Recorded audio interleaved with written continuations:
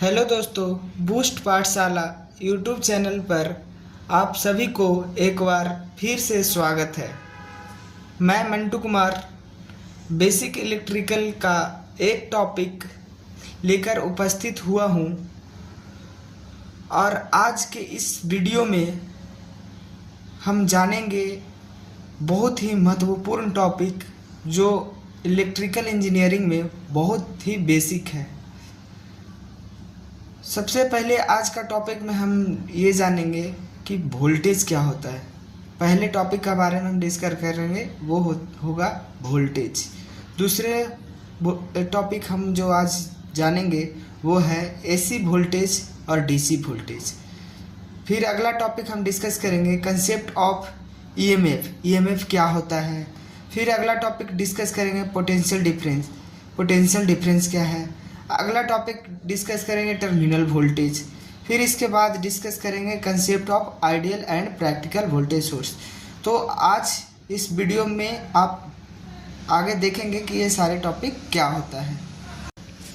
Hello everyone, तो आप लोग कैसे हैं। तो हमने पिछले वीडियो में देखा था कि इलेक्ट्रिक चार्ज क्या होता है, फिर उसके बाद इलेक्ट्रिक चार्ज देखा था। फिर दूसरे वीडियो में हमने देखा कि इलेक्ट्रिक करंट क्या होता है, फिर इलेक्ट्रिक करंट एसी और डीसी पढ़ा। फिर उसके बाद हमने ये देखा कि इलेक्ट्रिक करंट का सोर्स प्रैक्टिकल सोर्स और आइडियल करंट सोर्स। आज का हमारा टॉपिक है वोल्टेज। तो सबसे पहले ये जानेंगे कि वोल्टेज होता है क्या। तो voltage is the electrical potential difference between two points. कह रहा है कि वोल्टेज वह है कि दो पोटेंशियलों के बीच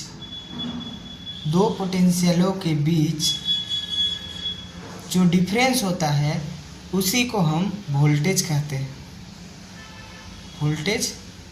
हैं। इसको मेजर करते हैं। It measures how much potential energy exist to move electric charges from one point to another. कह रहा है कि इसको हम मेजर करते हैं कि कितना पोटेंशियल एनर्जी मूव किया इलेक्ट्रिक चार्ज के रूप में एक पॉइंट से दूसरे पॉइंट तक। जैसे हमें सबसे पहले ये समझना है कि इलेक्ट्रिक पोटेंशियल क्या होता है।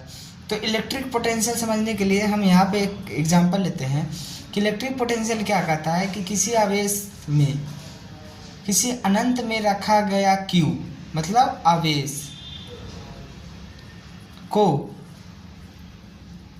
किसी भी मैग्नेटिक फील्ड में या इलेक्ट्रिक फील्ड में लाने में किया गया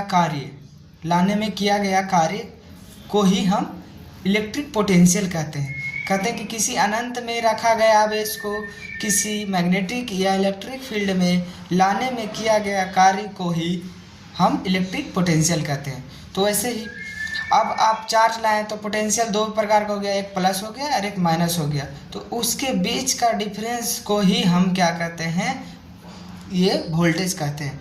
तो जहाँ यहाँ से कोई चार्ज है क्यू चार्ज, मान लीजिए प्लस क्यू है, यहाँ पे कोई माइनस क्यू है। तो ये क्यू को प्लस क्यू को इस पॉइंट पे, मान लो पॉइंट ए है पॉइंट बी है, यहाँ से यहाँ मूव कराने में जितना पोटेंशियल एनर्जी हमें चाहिए उसी को हम क्या कहते हैं, वोल्टेज कहते हैं। उतना ही ज़्यादा उस वोल्टेज होगा। इसको मेजर उसी के आधार पर करेंगे कि एक पॉइंट से चार्ज को दूसरे पॉइंट पर डिलीवर करने में किया गया कार्य को ही वोल्टेज कहते हैं।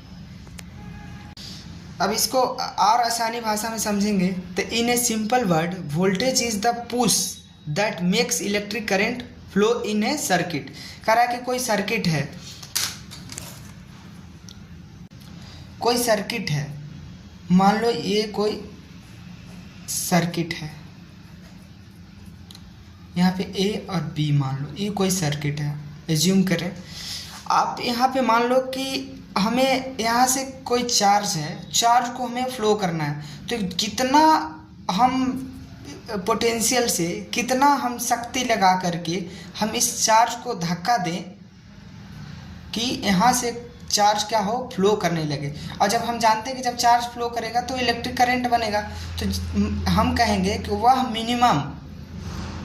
वह minimum effort where charge is flowing and current is flowing is called voltage. मतलब कि आप चार्ज को मतलब फ्लो करा रहे हैं, मतलब करंट को फ्लो करा रहे हैं, तो उसी को कितना धक्का दे रहे हैं हम करंट को फ्लो कराने में, उसी को हम क्या कहते हैं, वोल्टेज कहते हैं। इसलिए यहाँ पे लिखा हुआ है in a simple word, voltage is the push, मतलब धक्का है जिससे क्या होता है कि इलेक्ट्रिक करंट फ्लो करता है कोई भी सर्किट में। इसको मेजर करते हैं वोल्ट में, जिसका मेजर करते हैं जैसे 10 वोल्ट हो गया, 5 वोल्ट हो गया, ये सब मेजर करते हैं इसको वोल्ट में। इसका formula according to Ohm's law के अकॉर्डिंग इसका फार्मूला होता है V equal to I into R, जहाँ पे V का मतलब वोल्टेज होता है, I का मतलब करंट होता है, R का मतलब रेसिस्टेंस होता है। जैसे हमने करंट को देखा था कि करंट 2 प्रकार के होते हैं, वैसे ही वोल्टेज 2 प्रकार के होते हैं। पहला जो है DC voltage, direct current voltage. ये क्या होता है, इसको कहते हैं flows in one constant direction, मतलब कि यह वह क्वांटिटी है जैसे टाइम के रिस्पेक्ट में इसको फ्लो करवाएंगे तो ये एकदम कांस्टेंट डायरेक्शन में, एक ही डायरेक्शन में फ्लो करेगा। दूसरा कह रहा है voltage stage at a constant level, इसका लेवल एकदम फिक्स रहेगा। अगर ये मान लो 50 वोल्ट है तो ये हमेशा 50 वोल्ट ही रहेगा, कभी किसी भी टाइम पे आप इसको चेक कर लो 50 वोल्ट ही होगा। इसलिए कह रहा है कि ये हमेशा किस वोल्टेज का जो लेवल होता है वो हमेशा कांस्टेंट होता है। और एक चीज़ और देख रहे हैं कि इसका जो डायरेक्शन है वो भी एक ही दिशा में है। तीसरा पॉइंट कह रहा है कि it does not change with time, time के रिस्पेक्ट में ये चेंज नहीं करता है इसका डायरेक्शन। इसका एग्जांपल आप देख लीजिए, a battery like 5 volt 9 volt ETC। ये बैटरी इसका उदाहरण है, जैसे में 5 वोल्ट का 9 वोल्ट का। फिर अगला उदाहरण DC जनरेटर है, सोलर सेल है। जैसा हमने ये ग्राफ ऊपर भी बताया, यहाँ पे भी एग्जांपल लेकर मैंने ये बताने का कोशिश किया है। यहाँ पे देखिए टाइम का ग्राफ टाइम और वोल्टेज के बीच में बनाया। यहाँ 0 है, 0 से अगर फ्लो करे तो यहाँ पे कोई वैल्यू है, 0 समय में कोई ना कोई वोल्टेज का वैल्यू है, वही कितना भी टाइम को बढ़ा लो वोल्टेज का वैल्यू ही फिक्स ही है। तो इसी को कहते हैं DC वोल्टेज, जिसको डायरेक्ट करंट वोल्टेज भी कहते हैं। अगला है AC वोल्टेज। AC वोल्टेज मतलब होता है अल्टरनेटिंग करंट वोल्टेज, मतलब अल्टरनेटिंग नेचर में होना चाहिए। जैसे flow in alternates direction periodically पिछले बार में हमने बताया था कि एक पीरियड के बाद वो वापस उसी चीज़ में उसी डायरेक्शन में या उसी रूप में फ्लो करे, उसी को पीरियोडिकली कहते हैं। ये क्या कहता है कि एक समय के बाद ये क्या करता है, अल्टरनेट होता है। अगर पॉजिटिव है तो उसके बाद एक नेगेटिव होगा, फिर से वही दोहराएगा। दूसरा पॉइंट कह रहा है voltage varies with time usually in sine wave pattern. जो वोल्टेज है वो वेरी करता है टाइम के अनुसार साइन वेव के रूप में। जैसा कि हमने मैथमेटिक्स में पढ़ा है कि साइन का जो वेव होता है वो होता है कुछ इस प्रकार से। तो जो हमारा करंट है वो भी क्या होता है, साइन वेव के अनुसार ही क्या करता है, वो अपना डायरेक्शन चेंज करता है टाइम के रिस्पेक्ट में। इसका एग्जाम्पल सब जो हमारे घरों में बिजली आती है वो अल्टरनेटर से आती है। इसका मोस्ट एग्जाम्पल है वो है अल्टरनेटर। दूसरा हाउस होल्ड इलेक्ट्रिसिटी, जो आपके घरों में आते हैं इलेक्ट्रिसिटी, वो भी अल्टरनेटिंग नेचर का ही होता है। इसमें देखिए हमने ग्राफ बनाया है T और V के बीच में। T मतलब टाइम के और वोल्टेज के बीच में। यहाँ पे 0 समय पे जो वोल्टेज है वो 0 है, लेकिन जैसे जैसे हम टाइम को बढ़ा रहे हैं वैसे वैसे वोल्टेज का भी वैल्यू क्या हो रहा है, बढ़ रहा है। एक समय आने पर वोल्टेज का जो वैल्यू है वो मैक्सिमम हो जा रहा है, उसके बाद धीरे धीरे क्या होता है, घटते चला आ रहा है। फिर उसके बाद डायरेक्शन यहाँ आ जाने के बाद इस टाइम पे क्या होता है कि जो उसका वोल्टेज का जो मैग्नीट्यूड है वो दूसरे डायरेक्शन में शिफ्ट कर जाता है, और दूसरे डायरेक्शन मतलब नेगेटिव डायरेक्शन में क्या होता है, बढ़ना शुरू करता है। फिर उसके बाद यहाँ पे मैक्सिमम आ जाता है, उसके बाद फिर घटना शुरू कर जाता है नेगेटिव डायरेक्शन में, और ये कंप्लीट करता है एक साइकिल। ऐसे ही 50 साइकिल करता है हमारा, 50 फ्रीक्वेंसी रहेगा, 50 हर्ट्ज, तो 50 बार साइकिल पूरा करेगा। कुछ हमने कंपैरिजन लिख रखा है डीसी वोल्टेज और एसी वोल्टेज के बीच में। तो सबसे पहला कंपैरिजन है वोल्टेज लेवल। जो वोल्टेज लेवल होता है डीसी वोल्टेज में वो स्टेडी होता है। स्टेडी का मतलब कहने का मतलब है कि वो हमेशा क्या होता है, फिक्स होता है, कांस्टेंट ही होता है। और एसी वोल्टेज लेवल में होता है जो वोल्टेज का लेवल वो वेरीज करता है पॉजिटिव टू नेगेटिव। जैसा कि हमने इसमें देखा कि ये अपना जो साइकिल है वो क्या है, ये पॉजिटिव है और ये क्या है, हमारा नेगेटिव साइकिल है। तो ये क्या करता है कि वेरी करता है पॉजिटिव से negative.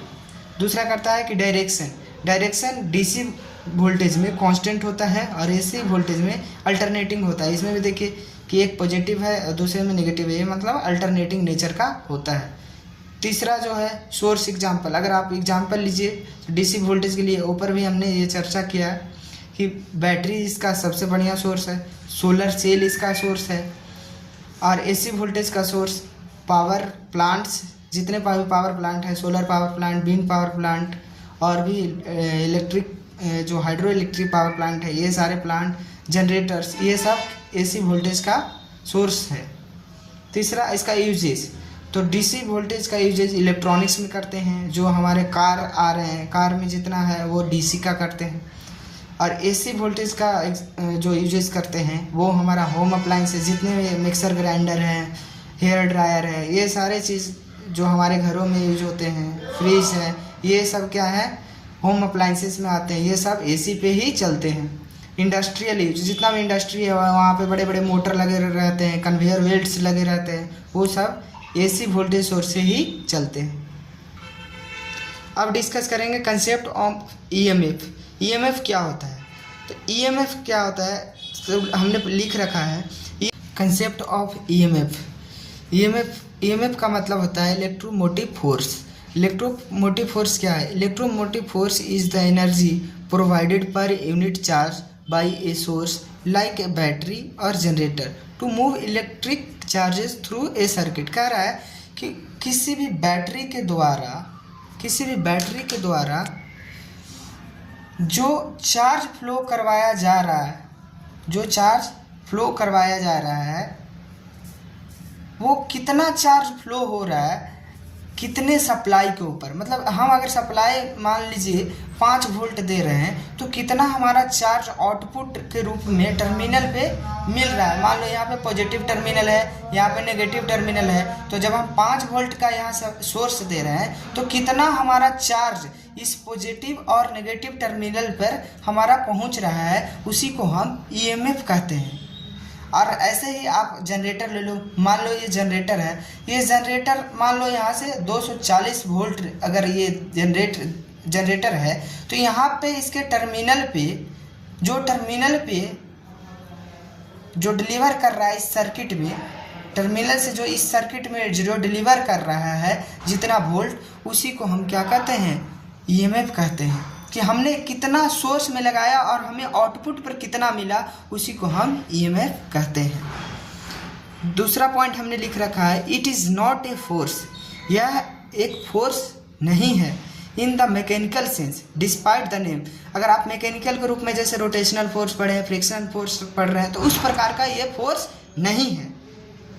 EMF is basically the voltage generated by an energy source when no current is flowing. कह रहा है कि जैसे में ओपन सर्किट, मतलब कि ईएमएफ एक तरह का वोल्टेज जनरेटेड है। अगर मान लीजिए बैटरी है, इसमें अगर हम ओपन सर्किट छोड़ दें तो यहाँ पे 2 टर्मिनल हो जाएंगे, एक पॉजिटिव और नेगेटिव। इसके अक्रॉस में जितना भी वोल्टेज होगा, डेवलप्ड होगा, उसी को हम क्या कहेंगे, आपको ईएमएफ कहेंगे। मान लीजिए यहाँ पे कोई सोर्स जोड़ ही नहीं रखा है, सोर्स के अक्रॉस टर्मिनल को खाली रखा है, यहाँ पे कोई लोड नहीं जोड़ रखा है, तो उसी को हम क्या कहेंगे, ईएमएफ कहेंगे। अब इसके समझने के लिए एक हम एग्जाम्पल ऊपर भी हमने बताया था, उसी को मैथमेटिकल वे में लिखा है। EMF is equal to energy supplied, मतलब हम कितना एनर्जी को सप्लाई कर रहे हैं और कितना हमारा चार्ज मूव किया, इसी के रेशियो को हम क्या कहते हैं, ईएमएफ कहते हैं। इसका यूनिट भी वोल्ट होता है। अगर और भी सिंपल लैंग्वेज में समझना चाहें तो EMF is a reason current starts flowing when you connect a battery to a circuit. EMF एक प्रकार का रीजन है कारण है करंट फ्लोइंग कर, मतलब करंट को फ्लो करवाने के लिए। मतलब अगर आप करंट फ्लो कर रहा है सर्किट में, अगर मान लीजिए कोई बैटरी है, अगर बैटरी है और इस बैटरी से हम कोई लोड लगा लिए, अगर आप इसमें बल्ब लगा लिए, तो अगर इसमें करंट फ्लो हो रहा है तो उसका मेन रीज़न कौन है? ईएमएफ है। आप इतना ही सिंपल समझें कि अगर मान लीजिए कोई बैटरी है, उसके अक्रॉस अगर कोई लोड लगा दिए तो वहाँ पे जो करंट फ्लो कर रहा है वो किसके कारण फ्लो कर रहा है? ईएमएफ के कारण कर रहा है। और भी इस पॉइंट से समझ सकते हैं, think of it as the push that move electron around. मतलब इसको ऐसा समझिए कि इलेक्ट्रॉन्स, जब करंट आप जैसे आप बल्ब लगा दिए तो इसमें करंट का फ्लो होगा, जब इसमें कोई इलेक्ट्रॉन्स क्या हो फ्लो करने लगेगा तो इलेक्ट्रॉन्स को जो धक्का देता है वही उसी को क्या कहते हैं? ईएमएफ कहते हैं। Potential difference refers to difference in electrical potential between 2 points in an electric field. कह रहा है कि पोटेंशियल डिफरेंस वह है जो किसी एक पॉइंट से दूसरे पॉइंट के बीच का जो डिफरेंस होता है उसी को हम क्या कहते हैं? पोटेंशियल डिफरेंस कहते हैं। कोई मान लो ये इलेक्ट्रिक फील्ड है, इसमें एक पॉइंट मान लो ए है, एक पॉइंट बी है। इस ए और बी, इस इलेक्ट्रिक फील्ड में दो पॉइंट के बीच की जो डिफरेंस है उसी को क्या कहते हैं? पोटेंशियल डिफरेंस कहते हैं।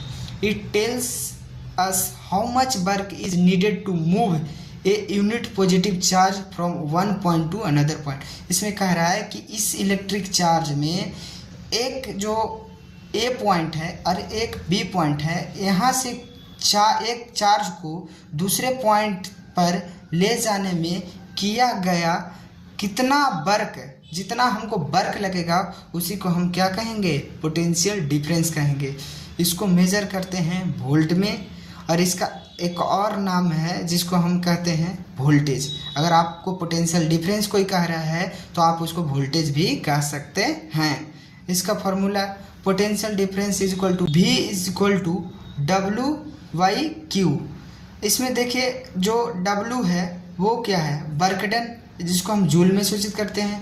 Q क्या है? चार्ज, जिसको हम कूलम्स में सूचित करते हैं। और जो V हमारा है वो है पोटेंशियल डिफरेंस या वोल्टेज। वोल्टेज क्या है? This is actual voltage you get from real battery और power supply when it's delivering current. कह रहा है कि यह एक रियल वोल्टेज है। मान लीजिए हम पीछे बताए कि बैटरी, कोई बैटरी है, इस बैटरी में अगर हम यहाँ पे कोई कुछ भी कनेक्ट नहीं करें, अगर दो मान लीजिए यहाँ पे पॉजिटिव है, यहाँ पे नेगेटिव है, तो इसके बीच में अगर हम कुछ भी कनेक्ट नहीं करें तो इसके बीच, इसमें अगर कुछ भी कनेक्ट नहीं करें तो इसमें जो भी करंट या जो भी इसमें चार्ज फ्लो करेगा एक स्थान से यहाँ पे, वो क्या हो जाएगा? हमारा ईएमएफ होगा। लेकिन जो ईएमएफ होगा वो उसमें कुछ ना कुछ इसमें रेसिस्टेंस होगा, इंटरनल लॉस होगा। अगर बैटरी के अक्रॉस कुछ लॉसेस हो जाते हैं तो उस ईएमएफ में से लॉसेस को घटा दें तो हमारा टर्मिनल वोल्टेज मिल जाएगा। यानी दो टर्मिनलों के बीच में एक्चुअल वोल्टेज जितना है उसी को हम बोलेंगे टर्मिनल वोल्टेज। मतलब ईएमएफ में से जितना घटा करके हमको लॉसेस मिला उसी को हम बोलेंगे terminal voltage. It's usually less than the EMF because some energy is lost inside the source due to its internal resistance. हमने ये कहा इसमें पहले ही कि जो बैटरी है उसमें से जो हमारा जो ईएमएफ निकला उसमें कुछ ना कुछ इंटरनल रेसिस्टेंस बैटरी में होता है, वो कुछ ना कुछ लॉस कर जाता है, जिसके कारण जो ईएमएफ में से कुछ ना कुछ लॉसेस घट जाता है, वही होता है टर्मिनल वोल्टेज। तो टर्मिनल वोल्टेज हमेशा है कि टर्मिनल जो वोल्टेज है हमेशा क्या होता है? छोटा होता है ईएमएफ से, क्योंकि ईएमएफ में से हम क्या कर रहे हैं? इंटरनल लॉसेस को घटा रहे हैं, वही हमारा टर्मिनल वोल्टेज आ रहा है। टर्मिनल वोल्टेज बराबर क्या लिखे हैं? EMF minus current into internal resistance. अगर करंट को जो भी इंटरनल रेसिस्टेंस से गुना कर दें तो ये ड्रॉप हो जाएगा, तो EMF minus total losses is equal to क्या हो जाएगा? Terminal voltage. अब हम थोड़ा सा यहाँ पे कंपेरिजन कर लिए हैं EMF versus terminal voltage. When A current flows the terminal voltage across A battery is usually a little less than EMF because of internal resistance inside battery. हमने ऊपर भी यही कहा कि जब हम करंट फ्लो करवाते हैं किसी भी बैटरी के टर्मिनल वोल्टेज पर तो वहाँ पे क्या होता है, टर्मिनल वोल्टेज हमेशा क्या हो जाता है, कम जाता है, क्योंकि ईएमएफ से कम जाता है, क्योंकि इसका जो बैटरी के अंदर क्या है, इंटरनल रेसिस्टेंस होता है, जो कुछ क्या कर देता है, ड्रॉप कर देता है। अब देखेंगे दो topic, concept of ideal and practical voltage source.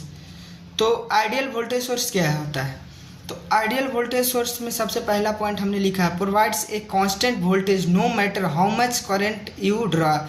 मतलब कि आप एक मान लीजिए वोल्टेज सोर्स लगा रखा है, आप ये वोल्टेज सोर्स लगा रहे हैं, तो इसमें आप कोई लोड लगाएं, कोई लोड लगाएं, तो ये मान लीजिए अगर आप 5 वोल्ट लगाएं,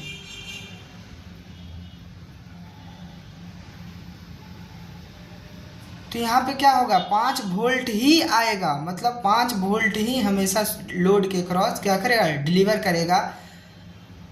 और इसमें कितना करंट फ्लो कर रहा है इसको कोई मतलब नहीं है, इस हमेशा क्या करेगा, कांस्टेंट वोल्टेज क्या करेगा, ड्रा करेगा, किससे, सोर्स से लोड के लिए।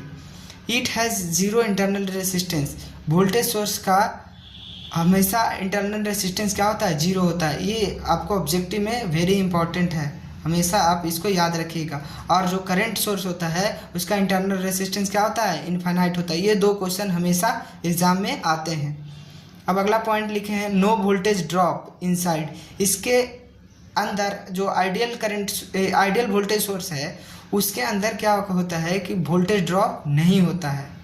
अब आ जाते हैं प्रैक्टिकल और real voltage source. Real sources like batteries have internal resistance. अब जो रियल है उसमें कुछ ना कुछ तो रेसिस्टेंस होगा, तो इसमें कुछ इंटरनल रेसिस्टेंस होते हैं जिसके कारण जो लोड हम लगाएं यहाँ पे जो वोल्टेज होता है वो कुछ कम जाता है, क्योंकि कुछ ना कुछ ये लॉस कर देता है यहाँ पे, तो जिसके कारण जो टर्मिनल पे हमारा जो वोल्टेज जो मिलेगा वो क्या हो जाएगा, कम जाएगा, क्योंकि इसके अंदर क्या होगा, इंटरनल रेसिस्टेंस होगा। As you draw more current terminal voltage drop slightly.